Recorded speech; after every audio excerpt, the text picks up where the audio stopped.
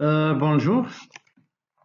Ce document numérique contient le corrigé détaillé de l'exercice 1 de la deuxième série de travaux dirigés de la matière mécanique des solides indéformables. Dans la première question,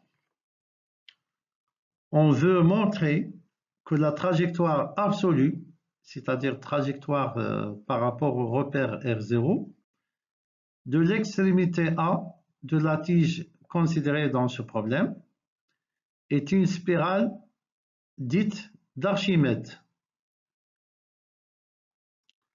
Alors, comme dans la plupart des ouvrages ou références de la mécanique et même de la géométrie plane, on présente la loi de cette spirale en coordonnées polaires.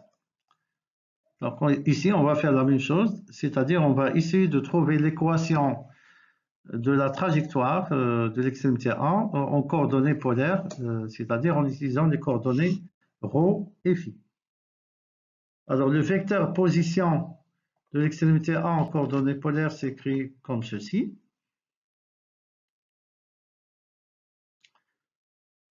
Alors, d'après l'énoncé, l'extrémité A décrit un mouvement rectiligne uniforme par rapport au repère relatif, c'est-à-dire qu'il décrit un mouvement rectiligne uniforme suivant l'axe OX1. Donc, on peut écrire le vecteur position OA sous la forme x1 fois euro ou x1 de t égale à V0 fois t, en supposant bien sûr qu'à l'instant initial, x1 égale à 0. Alors, afin de faire apparaître l'angle polaire phi dans cette expression, on multiplie et on divise le coefficient de euro par la vitesse angulaire W0. W0, c'est la dérivée totale de l'angle polaire phi par rapport au temps. Alors, comme ça, on obtient le vecteur position OA en fonction de l'angle polaire phi.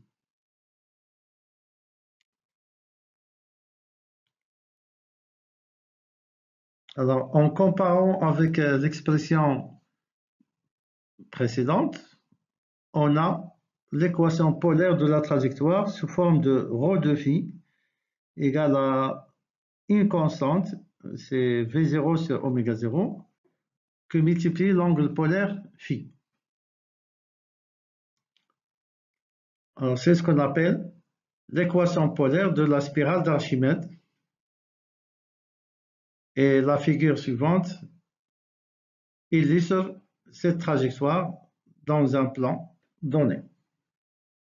Donc, plus phi augmente dans le temps, puisque phi doit être positif dans cette loi-là, plus ρ augmente de façon proportionnelle.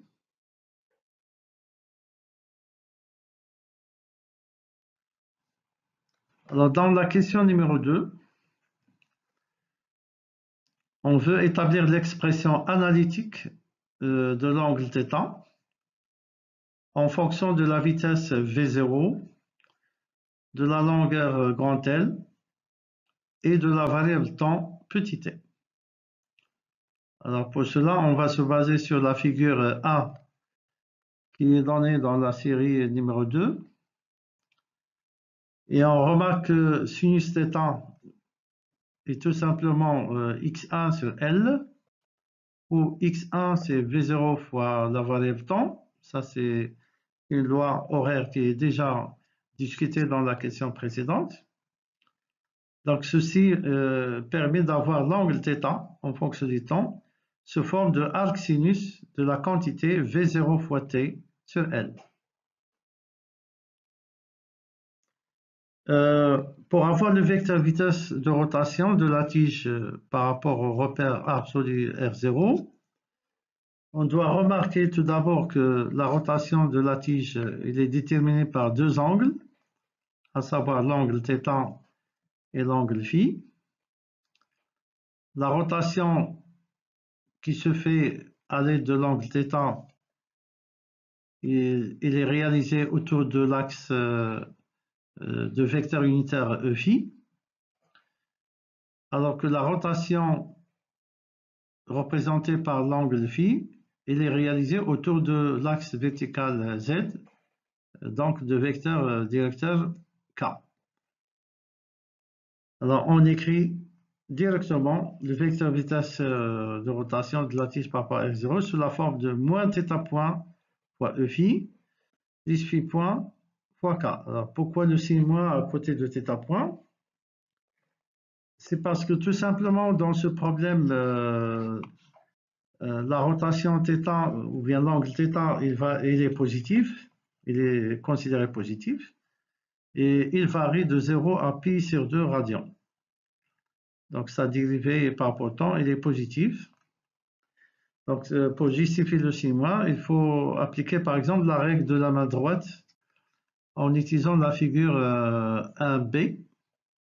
Donc si vous posez votre main droite sur la figure 1b, et il suffit de faire tourner vos doigts dans le même sens de la flèche de la rotation θ, et vous allez remarquer tout de suite que le pouce de votre main, il est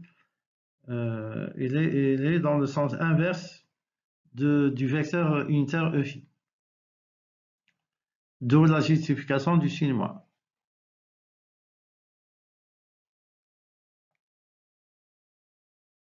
Alors maintenant, il suffit de calculer la dérivée de θ par rapport au temps selon son expression précédente.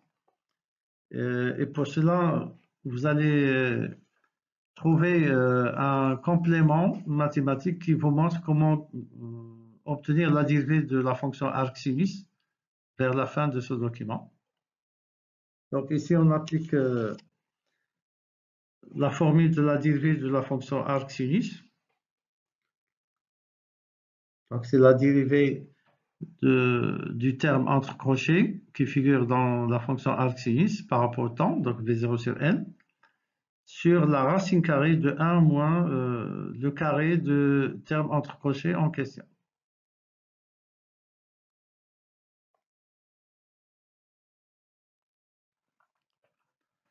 Alors dans la question numéro 3, on demande de calculer la vitesse absolue de l'extrémité A de la tige. Alors pour cela, on doit dériver le vecteur position OA totalement par rapport au temps et par rapport à R0. Alors en remplaçant le vecteur position OA par son expression établie précédemment, et sachant que la dérivée de euro par rapport au temps et par rapport au repère R0 est égale au produit de la vitesse angulaire phi point par le vecteur unitaire E phi, on obtient sans difficulté le résultat demandé dans cette question.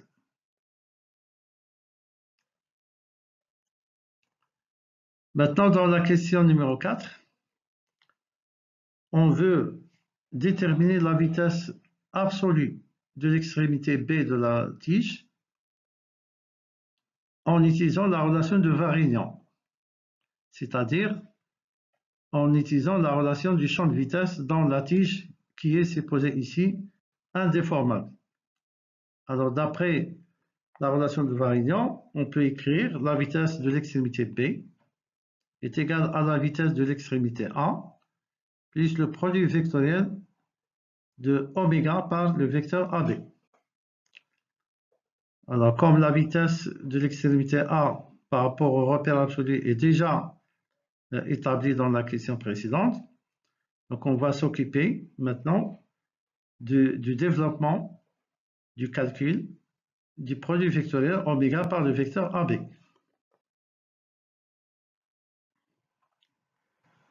Alors, comme le vecteur AB, d'après la relation de Charles, c'est le vecteur AO plus OB. Et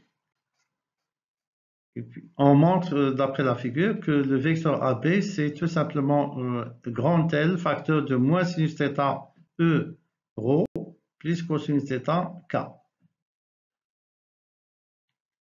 Donc, on sait très bien que la base cylindrique E, ρ, E, phi et K est une base orthonormée directe, donc ça facilite le calcul des différents produits vectoriels élémentaires. On peut, avant de faire ces calculs élémentaires, remplacer sinus θ et cosinus θ par leur expression en fonction de la vitesse V0 et de la longueur L et de la variable temps petit t. Comme ça, on a une écriture homogène.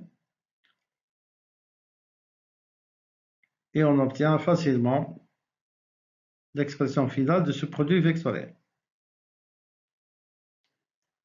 Et par la suite, on obtient la vitesse de l'extrémité B par rapport au repère absolu. Donc, le résultat trouvé, il est conforme avec le mouvement réel de l'extrémité B, puisque l'extrémité B reste tout le temps sur l'axe OZ. Son mouvement, il est dirigé du haut vers le bas, donc on a bien ici une vitesse qui est négative.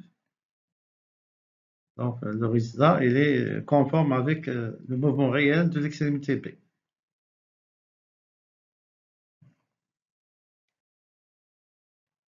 Dans la question numéro 5, il est demandé de calculer la vitesse de l'extrémité B de la tige par rapport au repère absolu en utilisant la méthode directe. Donc pour cela, on va utiliser la définition classique d'une vitesse. Donc tout d'abord, il faut qu'on prépare le vecteur position de cette extrémité. Donc OB égale L cosinus θ fois K. Et puis on dérive ce vecteur position totalement par rapport au temps et par rapport au repère R0. Alors il suffit maintenant de remplacer θ point et sinus θ par leur expression en fonction du temps pour avoir l'écriture finale de cette vitesse. Donc on voit très bien qu'on retrouve le même résultat que dans la question 4.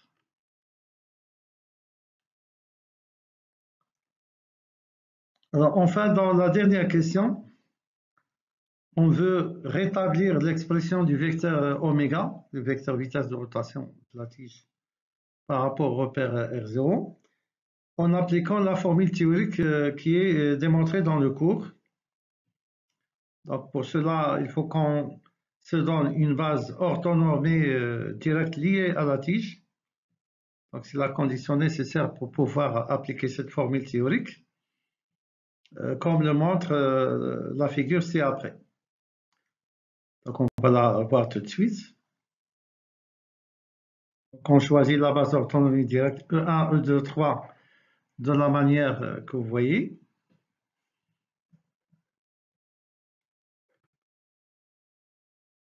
Alors, la formule du cours, c'est une formule de sommation sur des produits vectoriels de type EI vectoriel, la dérivée de EI par rapport au temps et par rapport au repère R0, le taux fois 1,5.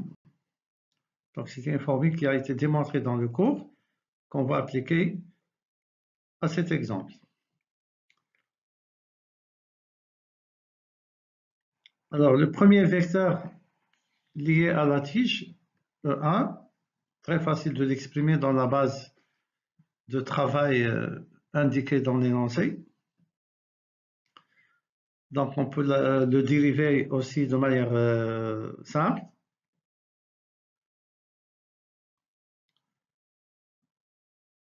Donc, il vaut mieux exprimer les dérivés dans la base liée au solide afin de simplifier le calcul des produits vectoriels.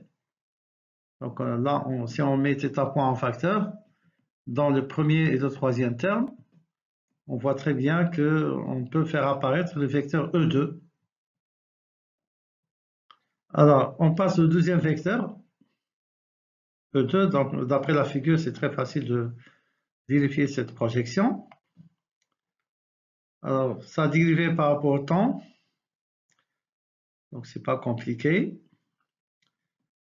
Et toujours en considérant le premier terme et le troisième terme, donc après factorisation par θ point, on retrouve le vecteur E1. Et enfin, le troisième vecteur, E3, d'après la figure, il est identique au deuxième vecteur du repère cylindrique, donc il est égal à E phi. Et la dérivée de E phi, c'est bien moins phi point euro, c'est-à-dire moins oméga 0 euro. Et E euro, on peut l'exprimer de manière très facile en se basant sur la figure en fonction de E1 et E2.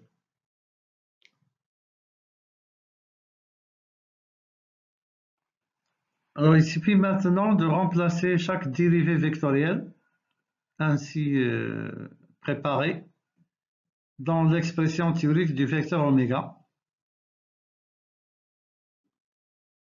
et puis effectuer les différents produits vectoriels élémentaires dans la base d'orthonormée directe E1, E2 et E3.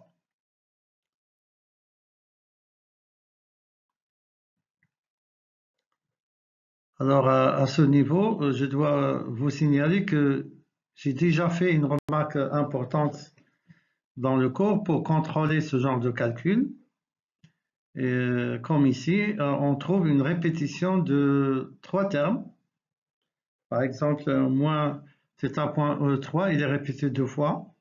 De même, l'expression moins oméga 0 cosinus θ fois E2 est répété 2 fois, et ainsi de suite. Ça veut dire que le facteur 1,5 va disparaître après tous ces calculs élémentaires.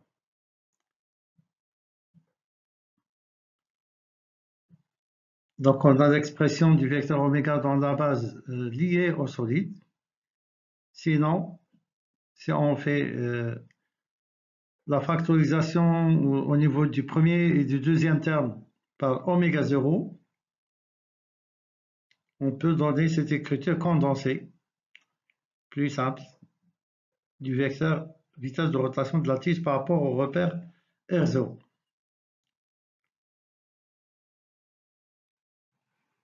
Il suffit maintenant de remplacer la vitesse angulaire θ point par son expression en fonction du temps pour donner l'écriture finale du vecteur vitesse de rotation de la tige par rapport au repère absolu. Alors, ainsi, on retrouve le même résultat qui a été déjà établi dans la deuxième question de cet exercice. Alors, avant de terminer cette présentation, j'aimerais bien vous signaler deux remarques intéressantes. Alors, la première remarque concerne le calcul de la durée du mouvement étudié dans cet exercice. On sait très bien que ce mouvement se fait entre deux états. L'état initial qui correspond à θ égale à 0 radian et l'état final où θ égale à pi sur 2 radian. Donc à l'instant final, θ égale à pi sur 2 radian. Donc si on utilise la formule de sinus θ, on trouve l'expression du temps final ou bien de la durée du mouvement qui vaut ici la longueur L sur V0. Alors ce même résultat, on peut le retrouver en utilisant la loi horaire du mouvement de l'extrémité A par rapport au repère relatif, c'est-à-dire x1 de t égale v0t, sachant qu'à l'état final, la tige elle est horizontale et x1 vaut grand L, d'où on tire l'expression du temps final à l'instant final qui vaut aussi L sur V0. Alors dans la deuxième remarque,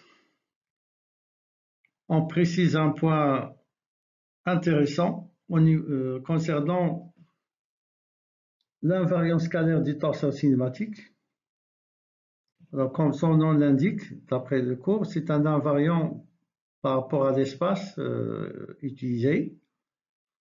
Donc ici, l'invariant scalaire du torseur cinématique, il est invariant par rapport à tous les points du solide, mais à un instant donné, puisque l'invariant scalaire ici, si on utilise les éléments de réduction du torsion cinématique au point A, on trouve bien qu'il dépend du temps. Donc c'est un invariant par rapport à l'espace, mais pas par rapport au temps.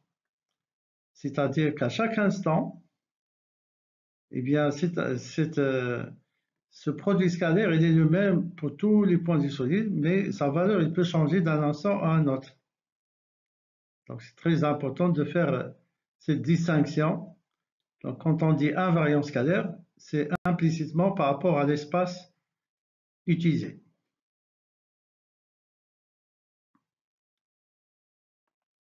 Enfin, cette présentation contient le complément mathématique qui vous explique comment obtenir la dérivée première de la fonction arc-sinus. Alors, comme vous le savez, la fonction sinus qui est définie dans l'intervalle moins pi sur 2 radians plus pi sur 2 radians est une fonction croissante. Elle est même bijective. Donc l'image de son domaine de définition est l'intervalle moins 1 plus 1. Dans ces conditions, la fonction sinus admet une fonction dite réciproque qui est notée par f-1 ou bien arc sinus. Donc on notera f-1 de x égale arc sinus de x égale à une fonction g de x qui, à tout réel appartenant à l'intervalle moins 1 plus 1, on associe une image et une seule dans l'intervalle moins pi sur 2 radians plus pi sur 2 radians. Alors, dans la suite, on considère l'égalité suivante. Donc, sinus de g de x égale à x. Donc, c'est une égalité bien justifiée puisque la fonction sinus, c'est la fonction réciproque de la fonction arc sinus. Alors, on dérive ensuite cette égalité par rapport à la variable x. N'oubliez pas que dans le premier membre de cette égalité, il y a une fonction composée. Donc, la dérivée de sinus de g de x par rapport à x, c'est la dérivée de la fonction sinus par rapport à g, en tant que variable. Donc ça donne cosinus de g de x, et on multiplie ce résultat par la dérivée de la fonction interne, c'est-à-dire par g' de x. Dans le second membre, sa dérivée par rapport à x, elle est bien égale à 1. Alors comme la valeur de g de x, elle est dans l'intervalle moins pi sur 2 radians plus pi sur 2 radians. Donc le cosinus de cette valeur, elle est bien positive. Donc on peut écrire g' de x égale à 1 sur la racine carrée de 1 moins sinus carré de g de x. Et comme le sinus de g de x il est égal à x, donc on a bien l'expression finale de la dérivée première de g par rapport à x, qui est égale ici à 1 sur racine carrée de 1 moins x carré. Alors, dans le cas général, si on veut la dérivée de la fonction arc sinus de h de x, en considérant toujours qu'il s'agit ici d'une dérivée d'une fonction composée, donc on obtient h' de x fois 1 sur la racine carrée de 1 moins h carré de x. Ainsi prend fin cette présentation. Je vous souhaite bon courage et à la prochaine présentation.